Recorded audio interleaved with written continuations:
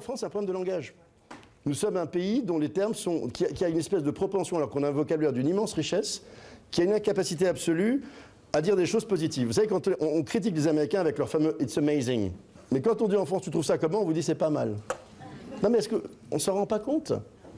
Comment est-ce qu'on dit en français « take a chance », prendre un risque? Ou plutôt à l'inverse, comment dit-on en anglais « prendre un risque », on dit « take a chance », saisir sa chance. C'est intéressant parce que lorsqu'on oublie ça, effectivement, on oublie plein de choses. Qu'est-ce que disent les mères de famille américaines à leurs gamins le matin à l'école? Go and have fun.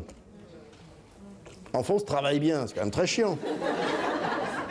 Ou alors le premier jour, fais attention, ne touche à rien par la personne. Donc, quand même culturellement, c'est pas le même univers. Et je rêve qu'on adopte en France, le seul mot qui me semble à peu près traduire tout ça, c'est enjoy.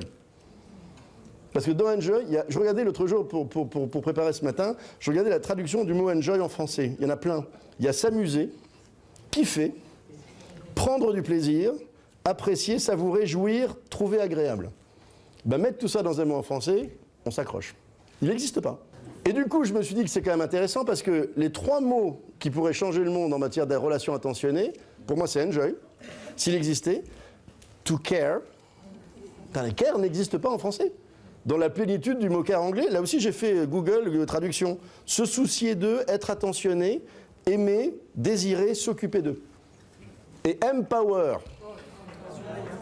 Ah voilà, les 3 mots anglais intraduisibles en français qui sont les 3 clés en fait de la qualité de service et des relations attentionnées.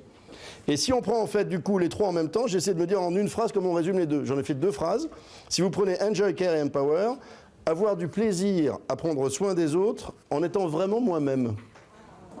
Mais c'est en prenant du plaisir. Et l'autre façon, c'est aimer faire plaisir aux gens parce que je le veux bien.